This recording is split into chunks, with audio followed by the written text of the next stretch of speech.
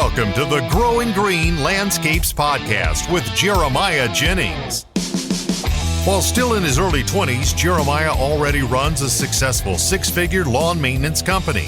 Listen in as he and his guests share the things that have brought them success that can help you in your business. As a young entrepreneur in the green industry, Jeremiah emphasizes the tips and tricks involved in running a lawn maintenance business while discussing the principles applying to all small businesses. If you're wanting to grow, become profitable and professional, you're in the right place. And now, here's your host, Jeremiah Jennings. What's going on, everybody? Thanks for tuning in to another episode today here on the Growing Green Podcast. This is your host, Jeremiah Jennings, and we are very excited to be coming to you today from the back porch of The Point in, where are we? Rio Vista, California. Rio Vista, California. We are out here and took a day to drive up from San Francisco where we were staying, and we were actually with Marc McGuire from Marc McGuire Landscaping. What a name there. It kind of fits you. Oh, yeah. It's easy to remember. That's right. That's right. Especially if you're going to be doing it for a while. Yeah. You said you've been doing it for how long? It's my 20th year. About 25 years in the turf industry, 20 years with my own business. That's insane. You've been doing this thing a while. Yep. Literally almost as long as I've been alive. Yeah. Almost as long as I've been alive, you've been doing this thing. So that's cool, man. Well, I'm excited to be here. We definitely came to meet up today. We're sitting here. So if you hear any background noise, there's people sitting around us eating and having a good time. We're on the water here. A barge actually just went by. You got caught up in the drawbridge traffic. Yeah, about 20 minutes late because of it. Yeah. No, it's all good. Well, you just wait. A boat's going to go by here, and this place has a horn right there. I heard them blowing it when I was waiting in traffic over there. That's so loud. I almost went deaf. I almost jumped out of. I did jump out of my seat because I did not know it was coming. Might make the podcast exciting. Huh? Yeah. Oh, you will definitely hear it if it happens. Trust me. If you're listening, you will definitely hear it. But well, Marc, man. First off, thanks for coming. Oh, excited no to be here. Pleasure to be here. Yeah, I'm excited to do this thing and get. It's always fun. It's always better having in-person interviews, and it just makes it more kind of in-depth. I think the listeners and like it more. I like listening to interviews that are in person more. So just kind of tell us about yourself, man, about Marc McGuire Landscaping. Okay, had Marc McGuire Landscaping. I've been in business for 20 years with the business, basically a full lawn maintenance company. We do a little bit of landscape work. We also offer a little bit of pool service sort of on the side to our customers. But I've been in the turf industry since '99. I started right out of high school. What month? You remember? June, because I graduated high school on a Wednesday or a Thursday, and Monday I started working at a golf course. Wow. I worked there. I just wasn't in the mowing end of it. Yeah. And so that's where I got my start. I did that for a few years, decided I really liked the turf business. Started out going to a JC for something totally off the wall that I didn't want to do, and liked turf. Yeah. So I sort of took it up. Ended up 02 to 04. I went back to New Jersey to Rutgers University. Went through their turf management program, for their certificate program, for a couple years. Stayed in the golf business, doing my internships in the off season, and had my business on the side, which started basically because I worked at a golf course. Yeah. And everybody said, "Oh, you work at a golf course, you should be able to maintain my lawn, right?" Well, one thing led to another. 20 plus years later, here I am. Nah, I hear you. And so yeah, that's where I got my start. Then just sort of expanded, learned on the fly. Had a couple mentors that sort of helped me out with some things when I had questions and early on, and made a lot of mistakes and had a lot of success in a lot of things. Yeah. And I don't think you grew without the mistakes, though. That's probably important. No, that's how you grow, you know. And they cost me some money from time to time, but they were good mistakes to learn from, and we've grown from them. And so as of right now, a nice little boat coming in there. That's a crazy boat coming in here. Yep. So as of now, over the last 20 years, I've grown. I had at one point we had 3 crews running. Now we're back down to just me and my brother doing this. Wow. Okay. Sort of up and down. My life's changed and went in different ways and wanted to slow down a little bit. And right now we service about 110, 115 properties on a weekly basis. Just full lawn maintenance. Really? Yep. Well, good deal, man. Well, that's really cool. A lot to dive into there. I'm excited to see where this episode goes. Let's go back to the beginning. Man, if y'all hear that, is this boat over here getting fuel? We're up at the restaurant we're sitting at is right on the Sacramento River, isn't it? Isn't that what this is? Yeah, San Joaquin, the Delta. A lot of people call it. Yeah. And these But this boats is pull right Sacramento up River. here. And they're up here getting fuel and eating lunch and stuff. So really cool place to sit out and hang out this afternoon. Rutgers. Where is Rutgers? New Jersey. Okay. Now I was listening with this, making sure all the sound stuff was right. Where did you grow up at? I grew up here. I've Okay. lived here my whole life. Okay, so you moved away. Yeah, I knew that if I was going to get through college, I needed to move away. Okay. What made you choose Rutgers? I mean, that's a long way away. They have their golf turf management program is Top notch. probably one of the best. Okay. And I wasn't looking to do a whole 4-year stint, so I did the 2-year certificate program, which is basically 100% nothing about, it's all about turf and that. There's none of the junk classes that you don't really need, I guess you could say. And but yeah, I looked them up online, got really in. They accepted me and loved it. That's cool. That's a long way away. Yeah. Was that 3,000 miles? Was that unnerving? I mean, going that far, or were you just ready to get away? At that point I was 22, 23, so I was ready to get away. I needed to get out and find myself and explore a little bit, and I did that, and it was good going into a program that I was really into, and I enjoyed it, and it taught me a lot. I mean, I hear a lot people go back and forth. Is college worth it? Is it not? Trade school's worth it, if you ask me. If you can get into a program like that that's specialized, I say absolutely it's worth it, because through my career, it's this is sort of how much that's helped you. It's helped me a lot, Yeah. and I can understand a lot more than somebody who may have just started, a couple weeks ago and has no clue. They're just out doing it to make a couple bucks, So it's landed me some jobs, and it's led me to a lot of jobs, because I guess you can say talk the talk and walk the walk. It also allows you to know your own value and to know what your business is worth, and it allows you to charge the right rates. Oh yeah, I mean, all the things that go along with that, because you're not just a chuck in the truck. You're actually somebody who's got a degree. And even if you don't have a degree, if you go out and self-educate and you just learn and do the research that you're supposed to, it helps you along the way to be able to say, hey, I know this stuff. And so in that class, like the golf, the turf management, did you learn from, is it like all grass types? I mean, in that? All grass types. From how far does that cover? Like north, south, east, west, everything? Up there, it was more of the cool season turfs. Okay. They did do a little bit of Bermuda, Zoysia, stuff like that. Not a whole lot of it, because up north what they grow is what we were learning with, what they had there on the sod farm. And, they went over everything from turfs to diseases to soils to irrigation. Pests and all that. Yep. Yeah. We did some plant and tree ID was included in that too. Maintenance. Gosh, it's been. So it was the full circle. It was everything. So what grass did y'all have here? Mainly tall fescue. Oh, so you have some. We have where we're at when we saw it. It's all tall fescue. There's Bermuda. So how does I thought tall fescue was more like a cool season. We don't have it where we. Well, I guess we have southern, so we have Bermuda, we have Zoysia, we have your Centipede, and your St. Augustine. Mm-hmm. We don't have any. You go a couple hours north of us. There's some tall fescue up in like Nashville and Tennessee and all that. I did not know that it grew this far. Oh yeah, so all the sodding we do is mainly like a tall fescue bluegrass mix, like a 90-10. Wow. You could get some with some rye in it. So what are your temperatures? Most of the time. What time of year? yeah. Summer, like. Summer. It's nothing to go 15 days with it right around 100. It's probably okay. I did not. My mind is blown. Maybe this just shows how. I'm going to say our average in the summer is 95 and above. And we could go all the way up to, we have days where it hits 110. So do you have to have irrigation there where you are? Absolutely. Okay. If you don't have irrigation, good luck. Okay. But there is some Bermuda. Most of the Bermuda is just whatever's grown native, from one yard to the others. People aren't maintaining it. And everybody wants their lawn looking green. That goes dormant, obviously, in the winter. So tall fescue is the way to go. Do y'all overseed it all? I understand the benefits of it, and I've done some aerating and overseeding. This last year, I actually started doing a lot of it. I bought a new Z-Rater that goes on the front of one of my mowers, and I had an older Jacobson aerator that we use, and I'm going to push that a lot more this year because we've seen some great results with it. Really? Yeah. For everything I've heard, is extreme profitability in it. Yeah. There's money to be made in it. Yeah. But the equipment, it sounds like if you have the right equipment, that really helps. It is. And picked up the Z-Rater. The main reason I did that, I'm like, if I just break even with it after a year, and we did that, it's all just, It's just all profit after profit, that. yeah.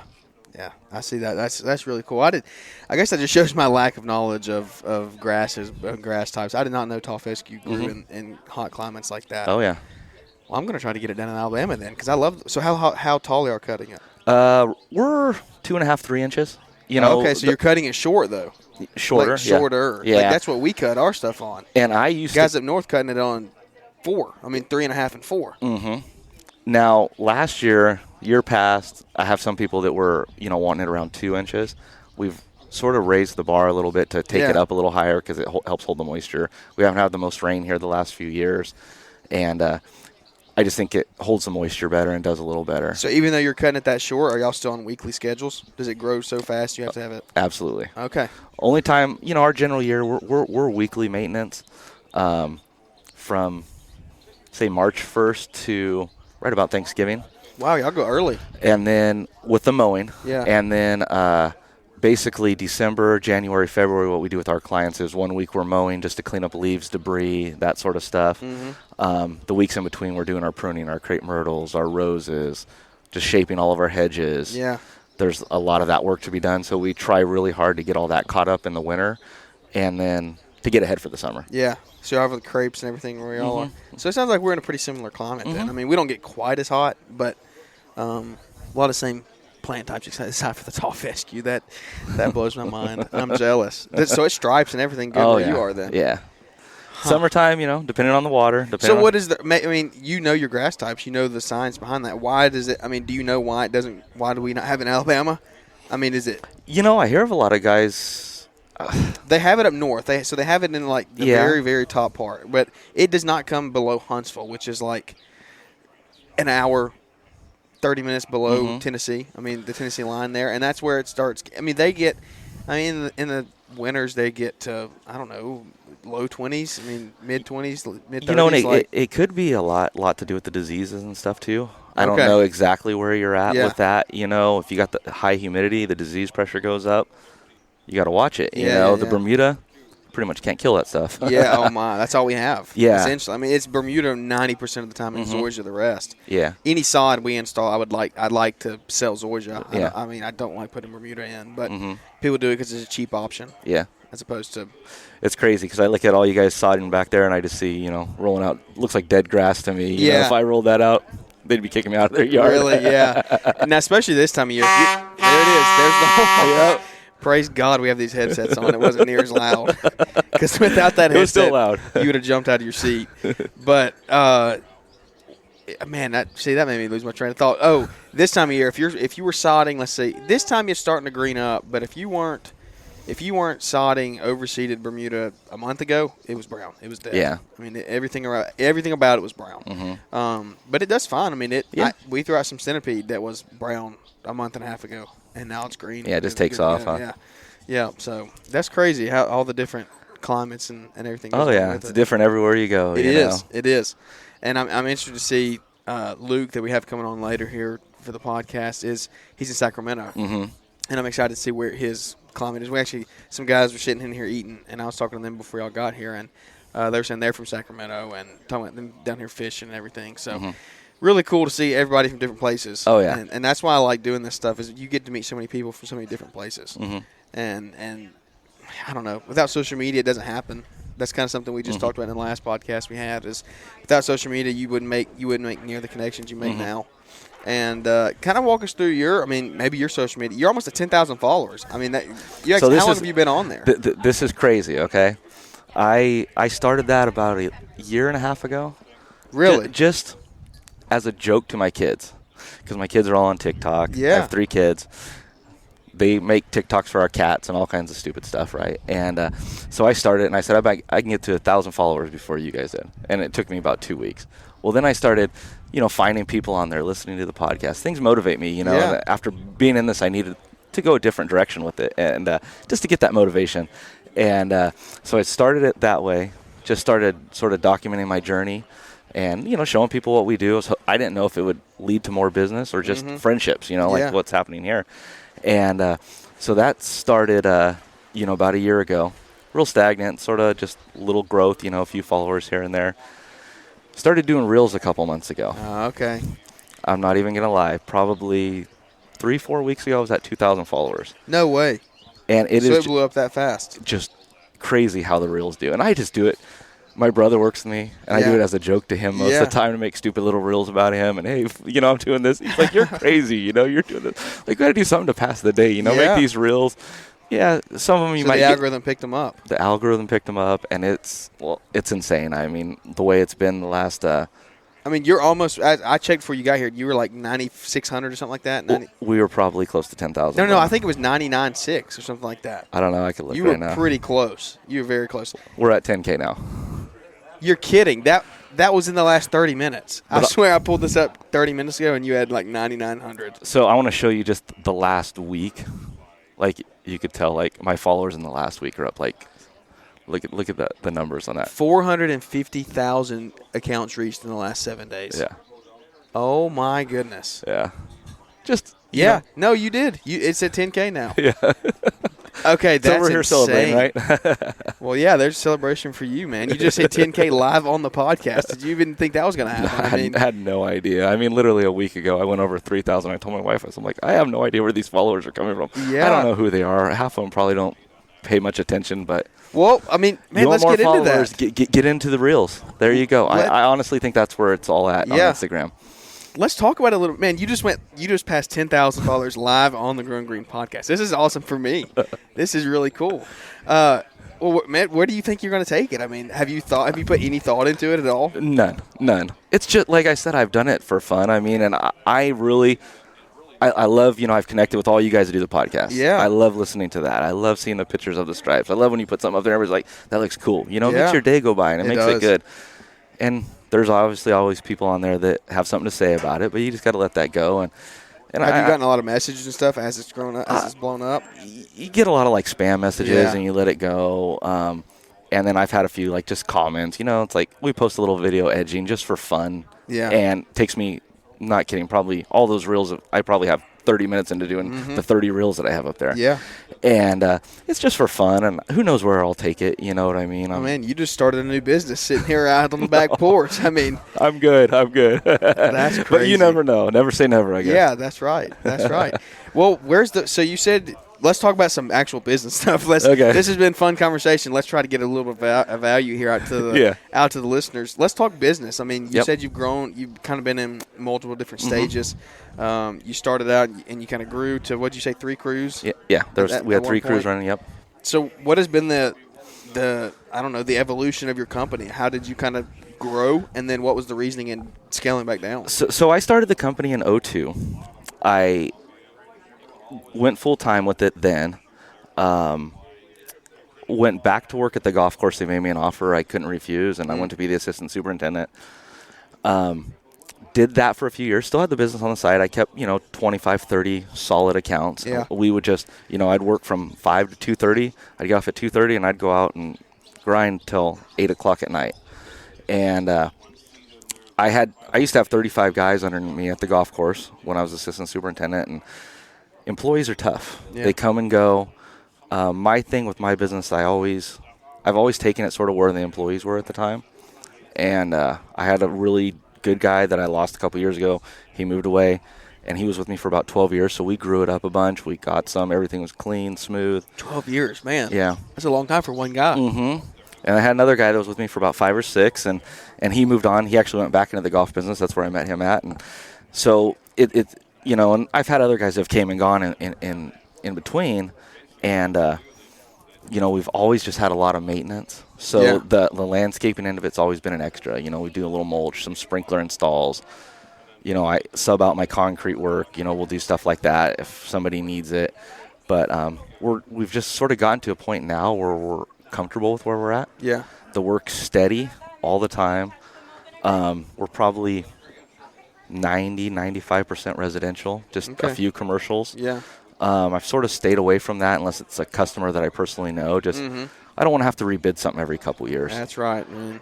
It's crazy competition. Mm-hmm. And I still have, I think the oldest customer I've had has been with me since 2002. Third customer I think I ever had, and we still see him every week, and great guy, and I try to build relationships with them. That's what I want, and we're extremely consistent on our time. I'm usually there within an hour window, the same time week in, week out. Wow. Unless we have a rare rain day here in California. But we try to be real consistent, try to serve them well, have consistent, service. Mm-hmm. But it's been just up and down, wherever we have, and whoever wants to come work for me, we'll add on or we'll scale it down. Yeah. So with the crews, the 3 crews, how many guys were you running at a time? Like, did you have? It was myself, and we had 6 guys was the most I ever had. One summer we were running 3 crews. Okay, so what, 2-man crews then? Yeah, we run 2. I prefer 2-man crews. Yeah. I'm not gonna lie. I've had a lot of times where I'm a 1-man crew out by myself, or some of the guys are a 1-man crew, and we just got to do what we got to do, And you're mainly lawn maintenance, you said. Yep. So that's what pretty much you were running 3 lawn maintenance crews. Mm-hmm. So Yep. how many clients were you at that point? We got up. The most we had was a little over 200. Wow. And it was probably 220, I want to say. I mean, what were your if you don't mind me asking, what were your revenues? Not but like just. We were probably floating around $500,000. Wow. At that point. Yeah. With lawn maintenance, that's pretty impressive. Yeah, and I mean now, we're mid twos, mid to low twos, with a lot less stress, which is 2 of us, you know, and that's with not all the maintenance. I mean, we do some little projects here and there, Good fillers. And I get people asking me to do the weirdest stuff, from fence repairs to take the that dog all for a the walk. time. Who knows? You know what I mean? Yeah. Anything to make a buck. Yeah. No, for sure. What is the man? So you cut your headaches in half when you drop back down. Yep. You are still making pretty decent money, it sounds like. Yeah, no, we're doing good. We're comfortable. Yeah. So what is are you like wanting to stay in the company for a while? I mean, your name is on it, so. The reason when I first started it was luxury landscaping, and I had that for 10 years. Yeah. But everybody knew me. I'm from a smaller town. Now it's probably close to 30,000 people. But when I graduated high school 20 years ago, it was 10,000 people. That's the same community we're in right now. And everybody knew me. Yeah. Like they probably know you, and it just got to the point where I'm going to call Mark. Well, what's the name of his business? So that led to me changing my name. It streamlined things a little easier. Okay. So we did that. And when we went down, I didn't cut it all in half at once. It was maybe over a couple years, and you get rid of the little stuff. You quit doing the bi-weekly lawns. Take care of the people that take care of you and that are there all year round. You pick out your good ones and get rid of the bad ones. Absolutely. That's cool. And so, like, what was the process of that? Because I'm honestly asking this for my own business because we're in that stage right now of declining. Like our revenue is going to be less than it was last year because we're getting rid of those bad clients. I dropped like 20 or 25 clients from last year. Just like that, because I had to get them gone. They were costing us money at the end of the day. Yep. And it sounds like you've gone through that, and you obviously saw the decline in revenue. So, like, how did you handle those when that went down, and kind of weeding out your bad ones to bring on new good ones? And I don't have. I know this sounds bad. I don't have a issue with telling somebody, hey, I'm just not the guy for you. Yeah. It's gotten tougher now with some of these that I've had for years. But, the first couple of years you deal with somebody and they're nitpicking everything. In the wintertime, it's raining, we don't need you to come. Well, we try to, work you around here. Yep. And you just got to sort of weed them out. And I've had a couple times where I've had, 20 or 30 of them. It's like, hey, I have this guy, he'll serve you better. Here's his business card. Give him a call. I'll service you for the next 2 months. Yeah. It's something I don't throw on them right away. And I've only had to do that a couple times, luckily, and a lot of it's just, they come and go, and we used to do, we had some Taco Bell restaurants we were doing at one point in time, so that was where like a big chunk of them would go, and we'd sort of reschedule, redo our routes and everything, and it's just the way it goes. Yeah. So 20 years in business, that's what – I'll tell you what, it's hot out here. Let's take a break. Let's get a drink of water. I'm parched. This sun is pretty warm, so let's take a drink of water, and we'll come right on back. Welcome back, guys. We are out here on the porch. Just had to get a drink of water. It is a nice, balmy – what is it? It is 75 and sunny, so it's actually not that bad. But we got a decent breeze coming off the water. But I want to continue and ask you a few more questions here as we go on with this interview. And just fun conversations, what I consider this. I don't really like calling them interviews because I'm not interviewing. I'm just conversing, and I'm trying to bring the most value that we can to everybody out there listening and talk about things that I would want to hear talked about because – I'm in that stage of where I'm young in business, and like I'm still figuring all these things out. So, 20 years in business, you've seen a lot of things. You've seen a lot of good. You've seen a lot of bad. What were some low points in business? Maybe some hardships, some things you've gone through, and kind of how have you handled those? Probably the hardest thing is see if you can pull that mic up there a little more. I think that thing bends up there, so everybody. You got it? Oh, that yeah. better? There Okay. you go. Probably some of the hardest points are, you get to know these people. They're a friend. They're somebody you've known for 15, 20 years, even before the lawn business. And you think they're loyal to you. They'll call you on a Friday and say, hey, don't worry about coming next week. I have somebody new starting on a Monday. Just like that.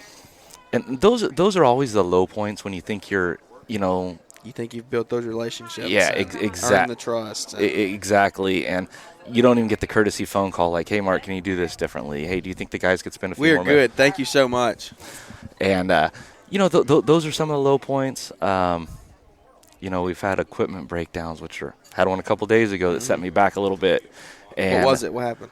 I have a Navigator, Exmark Navigator. Yeah, I saw that actually. And it has the matched belts. And new machine I bought over a year ago, just because an old one I had was giving me headaches. And this is the first breakdown I've had with it. It's got a little over 300 hours, so it wasn't a big deal. But warranty covered, right? Sure, the warranty would have covered I it. just went and bought the belts. Okay. I didn't. The normal warranty doesn't normally cover belts. No, and it's got 300 hour. My parts guy's really good, so I try to $100. It is what it is. That's not bad. No, so, but you have stuff like that, and that you get breakdowns, you get employee issues when they just don't show up, and then when they quit on you, and when you think have you had any bad employee stories? 6 guys, 20 years. That's a lot of. Anybody walking off the job or anything like that? I've had guys that don't show up. Yeah. At noon, they're calling you, wanting to know where their paycheck is.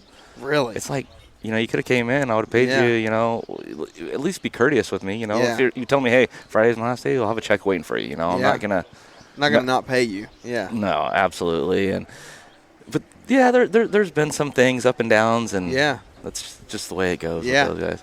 I tell you, let me ask you this, and everybody's. I kind of want to do a little test, a trial on this question, and see, because I think I'm starting to figure out how to deal with this, and I want to hear what other companies are doing. Is when you start delegating, you start sending out employees on their own that you're not there with them every day. Surely y'all had stuff broken over the years. Surely you had them break windows and doors and everything like that. Yep. What was your policy on replacing those? Cost of replacement. Did you make your employees pay for it? Did you eat all the cost? Did you half them? How did you go about that? I've always done it. A couple $100 for a window. Yeah. We had a door one time a window at a commercial place, I think, too, that was like around $1,000. That I just called the glass company, send them out, and I don't want my customers to have to deal with it. For sure. For sure. I call them. Here's my credit card number. Go out, measure it, get it done as quick as you can, handle it. Yep. Don't even really mess with turning into insurance, because then you got half the deductible, and insurance goes up, and we know how expensive everything is these 100%. days. So, but no, I've always just done that. Always sort of talked to them after that. We've had a couple of employees that have been really hard on just equipment, stuff like that, and those are hard discussions to have, because they don't want to hear it. They think they're doing everything right, and you do your best to train them. It's like, no, I trained you to do it this way, and now you're out here beating the heck out of everything, and and it's barely running after a week, Yeah. So, did you have much pushback from that? I mean, no, you get a little bit, but then they sort of change, and I've always worked with the crews hand in hand. Probably a little less back when we had the 3 crews running, but now it's just me and my brother basically that are doing it. So I always try to lead by example, and hey, this is the way I'm doing it. You should be doing it this way, and they really can't say much about it when they're collecting a paycheck from you at the end of the week. So what was your reasoning in scaling down? We talked about the scaling up and kind of getting to the crews and how that looked. What was your reasoning for employees? Okay. Not being able to find good employees, reliable employees, and just the quality. I wanted to go back down to, I had a time when I was on all the crews. I was at every property every week. Wasn't losing any customers. Yep. Didn't have any complaints. Yep. The bigger you get, you got issues. You got, complaints about this, complaints about that, and it's just little stuff that they're not doing the same way that you used to do it. Yeah. So that was probably the main thing. Just, my kids got older. I wanted to spend more time with them. Yeah. I didn't want to be running around. I didn't want to be working Saturdays anymore. Now we basically work about 9 hours a day, Monday through Thursday. Fridays we pick and choose what we want to do. You come do a podcast on the back porch of the Point Restaurant. Perfect, Yeah. Got an iced tea sitting out here. It's a good day. No, I don't even want to get into the iced tea debate. This has been the most miserable week of my life, not having sweet tea out here. I do like some sweet tea. So you do like sweet tea? Oh, I love sweet tea. Okay, but you just drink. I drink tea. It's probably not the same sweet tea you're used to. So that is I have to come out there and treat me to some real stuff. Yeah, that is not the sweet tea that I'm used to. No, this is just brewed cold tea, right? Yeah. And with a lemon in it. Man, we got lucky. Chick-fil-A in San Francisco and Los Angeles. Chick-fil-A had sweet tea, and that has made our life so much better this week because we haven't had to go totally without it. But when my wife listens to this, she's gonna laugh at me. She's like, I can make you real sweet tea. I said, probably not the kind I'm thinking about you making, but we'll try it one of these days. So our real sweet tea is you brew it on the stove, put the tea bag in there, you boil it, you let it sit, you mix it with warm water to fill up the gallon, and then you put 2 cups of sugar in there. That's sweet tea. All right, you're gonna have to text me that. Yeah, I'm gonna try it out. If you do that, that is Alabama sweet tea right there. Okay. So none of this iced tea mess out here. It's ridiculous. I go to the restaurant and say, "Do y'all have sweet tea? We have iced tea. We have iced tea." No, that's not sweet tea. Couple little sugar packets put in there. Literally, that's what they do. Like, here's some sugar. No, that doesn't cut it. When I'm drinking grains of sugar in my tea because it doesn't melt down in there, that's no good. That is no good at all. But it has been. Let's talk about. So, what are your property types like before we kind of transition? Real small tract homes mainly. We do have the area where we're at. You and I were talking before you started recording. We do have some bigger. I would call them ranchettes. Yeah. There's a lot of farms in our area. A lot of almond orchards, apricot orchards, walnut, stuff like that. There's tomato farms, and there's big houses out on some of these properties. And for sure. But those are few and far between. We have several of them we maintain, but our bread and butter is probably just tract homes with little houses we're in and out of in 15, 20 minutes each one. Yeah. So let's transition. You kind of did a good transition there. I mean, I came 2,000 miles away from my house, so I do want to hear a little bit about. I want to hear your take on California. I mean, I want to hear a little bit about it, and maybe somebody who's out there that is interested in it, because like you said, and this is what I've gotten from a couple other people that live out here. They say California gets a bad rap, but it's not all bad. It does. And I've kind of picked that up. I've kind of gotten that vibe since I've been here. Everybody thinks California is Los Angeles, San Francisco, the whole Bay Area. Those areas are extremely crowded, as you've probably found out in the last week. Extremely crowded. Even Sacramento's better. It's not as you get stuck in traffic. Don't get me wrong. Yeah. But it's a little more spread out. But California's a big state. I mean, we got everything out here. And it's insane. Yeah. I did not realize it was this big. So this is actually, remember I was talking earlier, I think we did this off air, but we were talking about Kettleman City. I don't know if you know where that is. That's where I was talking about it said on average it was 8 inches of rainfall a year. When we were going through there, I was like, I want to see how much rain they have. Because one of the things that amazed me is so are you somewhat familiar with 5 going through that area? I live 5 minutes off I-5. Oh, really? Yeah. Okay, how far are you from there? How far are you from an hour, 30 minutes, 2 hours? Hour and 15, hour and 20. So what are those big water things? What are the big pipes going up the hills? Are those? That's the California Aqueduct that goes down south. So there's canals. There's massive pipes. So they are carrying water. So a lot of this water gets trapped where we're sitting here right now, gets pumped and goes down to Southern California. Okay. So all that water, all those big pipes so all are of our water feeds L.A. Really? Yeah. I was wondering where that Don't came mention that from. to anybody in California. It's a big debate, but Well, that's cool because when we were driving up, I saw all these signs that said stop sending our water to the ocean. Stop sending our farmers and our jobs. Well, no, in California and our great governor and our environmental issues here, a huge thing is the smelt and salmon and all this stuff. They want all these fish to run up these rivers, and they just let lots and lots of water go out into the ocean. Really? Huh. So what's the reasoning behind it? They want the salmon to run upriver when it's. They try to keep it the right temperature. Yeah. There's other fish that they can't pump at certain times because they don't want the fish to get sucked up in the pumps to go down south. There's all the water, and I mean, LA's got more money than they know what to do with, so they could just buy whatever water they want. Yeah. Okay. That makes sense because when we were driving down through there, and I saw these pipes, and we were like, "What is that?" And so does a lot of that water water those farms too? Because I mean, there's irrigation. Where's all that irrigation a lot water of that comes out of the rivers. At least in our area, it does. We have the San Joaquin River that comes up there.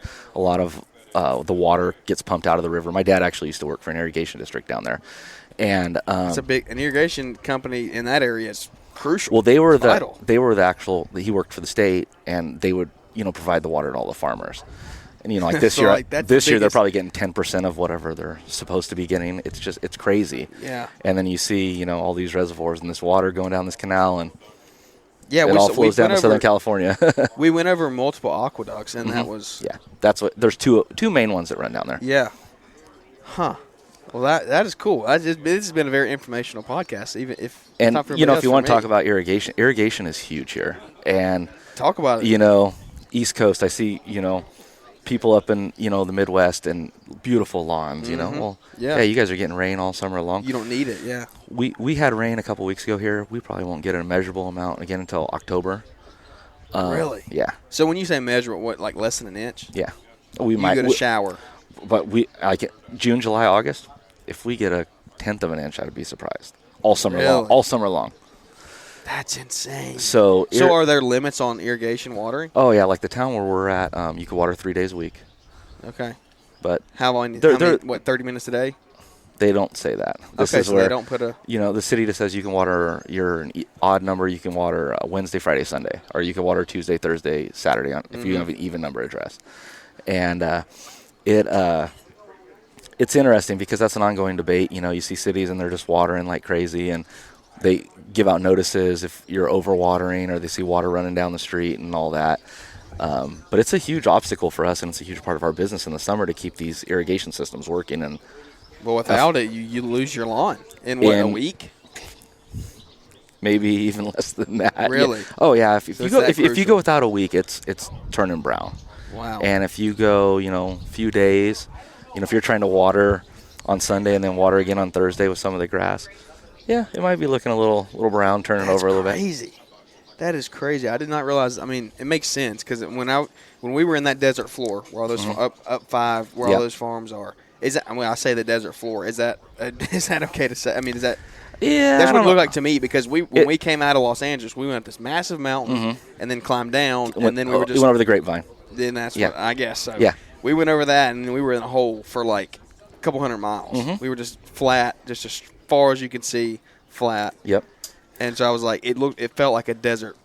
I don't know. Basement I don't know floor. that I would call that. That's just the southern part of the Central Valley. We're in the Central Valley here, is what it's called. And So what are they growing out there? Because I mean, I saw vines. I saw like so you've probably seen a lot of grapevines. 'Cause of the There's a wine, lot right? in this area where we're at too. Napa Valley's right here. A lot of grapevines. In my area, there's a lot of almonds. A lot of the orchards you've seen were almonds. There's a lot of pistachios down in the southern part that you've probably seen. pistachios. Yeah. Was that? Like the nuts. Yeah. Those. There's a lot of walnuts around. Apricots, cherries in our area. Yep. There's, and then a lot of row crops. There's guys that do, in my particular area, there's a lot of beans. There's a lot of tomatoes. We saw some strawberries. We saw a little city that had a bunch of strawberries. So a lot of, like, if you came over through, you said you came through Santa Cruz, over in that area, they grow a lot of strawberries over there. Yep, that's what it was. Yeah, there's a lot in that area. It just depends what area you're at. Up north, they grow a lot of rice. They have a lot of that So up does there. a lot of this feed like the rest of the U.S.? I mean, a lot of these. Oh, yeah. So really, so this is all going across the country. Mm-hmm. It makes sense. I mean, when I say there, I mean, how many miles? I mean, there was thousands and thousands of acres of farms that we drove through. I want to say from where I'm at in the middle of the state, I'm near Modesto and Patterson, and from us to L.A. is like 330 miles. And I swear 300 and of it it's was. probably 200. Yeah. When you go over the grapevine, it's probably the last 100 miles. Yeah, that's probably about right, yeah. But all this stuff does go all over the U.S. So it goes everywhere. I was actually talking to one of my customers yesterday. He's an organic farmer. And he's growing apricots, and he sells to a lot of the Costco's. Really? He puts 4 of them in a package. He packages them and ships them all over the United States. So these are these people's livelihoods. Oh, yeah. Mm-hmm. So the water being shipped to L.A. is actually a big deal. It's a huge debate. Huh. And we haven't built a new reservoir in California, I don't think, since the early 70s. So are they predicting like water to dry up? I mean, I don't know. Yeah. Are we going to solve that issue on this podcast? Yeah, I know. And I mean, we get on a wet year, a lot of it just goes out to the ocean because we don't have the storage. Where, there's so many millions of people that are living here now that we need more storage is what we need here. yeah. And so what is the solution? That building a More reservoirs. more I would, reservoir. Yeah. So that's what that does. So they're talking about it, but Yeah. What little rain you do get, Yep. they catch that. And then they let it go, and it'll go down to the farms, it'll go to the cities, that sort of stuff. Oh, okay. And there was a massive dam that we passed too. I don't remember where we were. I think we had already gotten all 5. It was right off 5. You must have went 152 probably. Maybe, yeah. Yeah, that's about 20 minutes from my house. Yeah. And there's a big dam, San Luis Reservoir. That all goes to Southern California. Really? So how many? Man.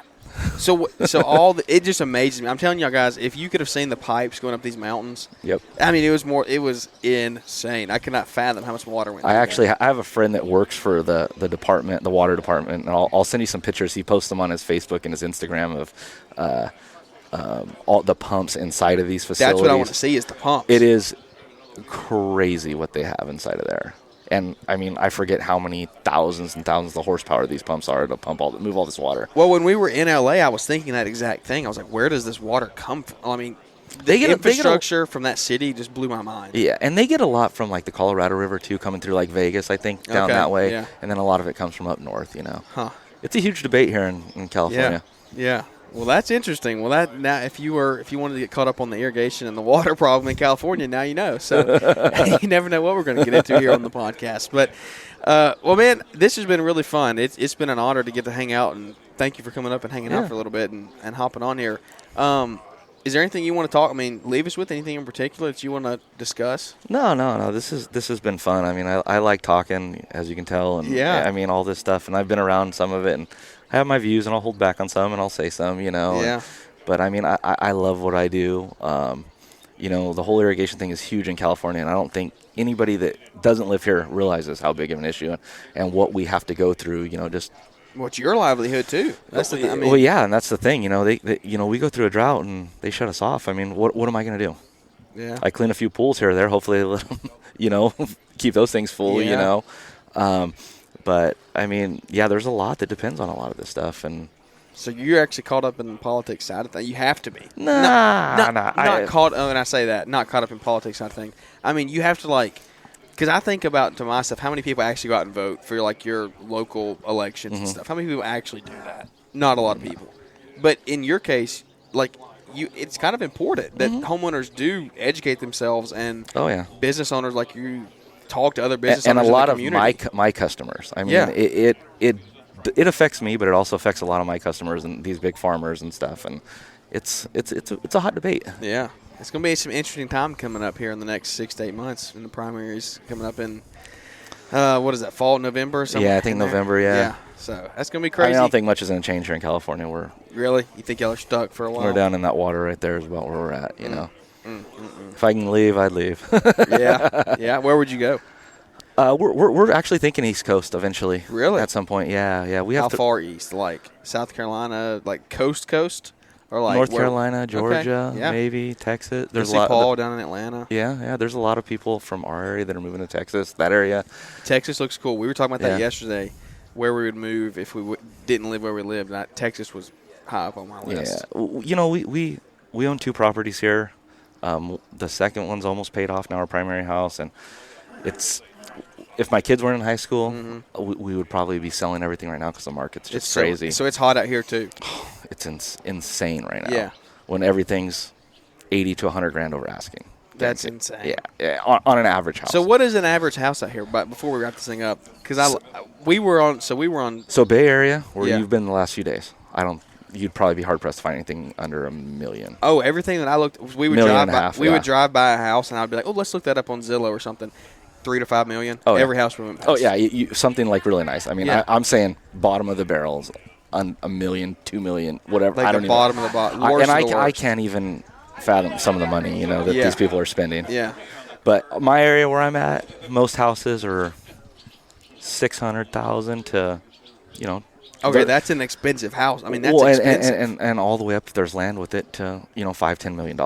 That's crazy because where we're at, I mean, and our market's hot too, but like a 3-bed, 2-bath, half an acre land, you're looking at $300,000. Sign me up. $350,000. Sign me up. Like seriously, between $300,000 and $400,000, and that's what the market's crazy as it is now.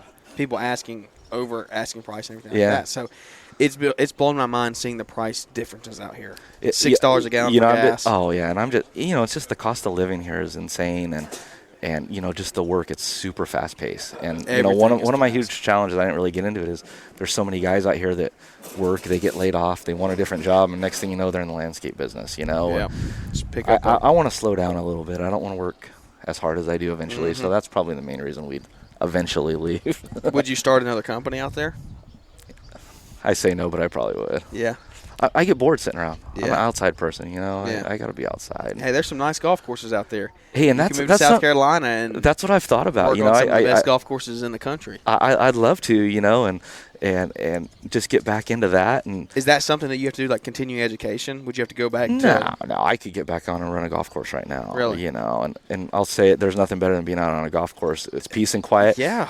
Go out there at 6 a.m. and sit on a mower. Oh, and yeah. It's amazing. Serenity is what it is. And then That's you're what it mowing is. grass at a quarter of an inch, and it's like, oh, this is nice. Yeah. Yeah, 100%. That's cool.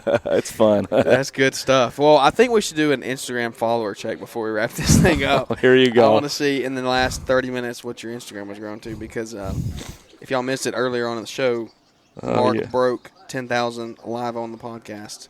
I don't even know, to be honest. I didn't show you after that 10,000 mark. It doesn't show you. Here, we'll go to the little heart page here, and let's see what we got going. My phone's a little hot from sitting in the sun. Yeah, I've had mine under this napkin over here. But look, here we go. We're at this is on the last. There's 11 minutes. Look at all this. That's insane. That is absolutely crazy. Just to show you how much I looked back, I did that. The little top 9 thing that they do at the end of the year. And last year I had like 6,800 likes all year. One of those is up to like 12,000 likes now. Yeah, well, the views on all these are crazy. I'm about to go home and start to make some reels, I guess, after this. So you're getting to see it real life right in front of us. But I'm not no big social media personality or nothing. I just do it for fun, man. Yeah. That's it. And it makes you enjoy it more that way when it's not work. You just, Yeah. like you said, you're doing it for fun. You're making a joke out of it and having a good time. Yeah, So. and that's what it's all about. You Yeah. got to make the day go by quicker. you know? Yeah, 100%. Well, man, I got one final question for you, and it's just simple. We ask all of our guests this. What is your why? Oh, my why. I knew you were going to ask that because I listen to your podcast. No, I do this for my wife and for my kids. I have three kids, 13, 14, and a stepdaughter who's 16. I call her mine. She's with us all the time. And love that kid to death. Love them all to death. And I do it so they can have a better life, and they can enjoy it. And, we've luckily enough to done well with it. And I don't miss any of their stuff. I'm at all their school events, all their sporting events, all that stuff. And that's the main reason I do this, and the reason I work hard when I do, and I try to get through with it. And that's why I do what I do, is to make them happy and make their life easier, 100%, man. That's good stuff. Everybody's answer is different, so that's why I like asking it and hearing the feedback. Well, where can we find you on Instagram now? Let's maybe add you a few followers. It's not going to be anything huge compared to what you've been doing, but who knows where you'll get. It's at Marc McGuire Landscaping. Marc with the C, M-A-R-C. I do have a different spelling on my first name. Marc McGuire Landscaping. I do have a Facebook, but I very rarely send anything over to that. And I started a little TikTok thing, but I haven't I've only shared a couple. That's where you need to get, man. I'll let my kids handle that one. I might do it. I've noticed when you share over there, you don't get a lot of the views and stuff, and I should do more of it on there. But it's just for fun. But that's where you can find me. Anybody ever has any questions? I like to talk lawns and any business questions, anything like that. 20 years in business, you got to have something under your hat. You got to have a few tricks that you got hidden up your sleeve. Got some tricks and literally tips. Up your sleeve. Do y'all wear long sleeves here? I see you're in long sleeve dry fit. Do y'all wear that all summer? I was out this morning. It was a little breezy and 65 degrees, so I threw this on. Now in the summer, do y'all stay covered up? Do you wear long sleeves? I try to. Yeah. So it's a good looking shirt. Where'd you get it? From company? Chauncey Daily Hustle. You did? Is that Chauncey? I thought so. Yeah. Not to send a plug out for him, and I don't know if he listens or not, but I've dealt with a few local people. Horrible to deal with. Really? You go there and the price goes up. They don't ever have your stuff on time. I found him on Instagram. Yeah. I ordered some hats from him, and the easiest person in the world to deal with. Really? You message them, they'll get right back to you. So there's a little That's awesome. little plug for him there, and I hope you appreciate I was that. sitting here thinking that. I was like, I wonder if that's a Chauncey shirt or not, because it looks like it. So. Yeah. Well, good deal, man. Well, I really appreciate it. This has been a really fun time, and I've enjoyed my time out here in Cali. Thanks for educating me some more on some of this stuff. Come I didn't back even know anytime. about. So, hopefully we get out here. You need to get you out east, give you a little tour. I'm ready. I'm ready. So. I'm thinking about doing Expo this year, so we'll see. Maybe. Oh, yeah, that's what I was going to say. Yeah, you need to come out there. Yeah. It's about 5 hours for me, so it's a little haul, but it's not. You can be there this year? Very bad. Yeah. Okay, Yep. cool. We'll be there. We'll Good be deal. there. Good deal. Have you signed up yet? No. Pre-registration? No, I Who's haven't. code are you going to use? That's the question. Do you have one? No. No, I have no idea. That's the question. Everybody's like, use my code, because there's like 30 people that have codes, and it's like, oh, man. I want to find somebody who has the least, like the smallest fish in the pond. I just want to use their code just because I know that might actually help them. Yeah, But I love seeing everybody sharing their codes and stuff this time of year. It was funny because the other day there was just every post I seen. They were flooded. That's what it was because they got released. And well, maybe these followers get up, I'll have a code, Yeah, that's right. That's right.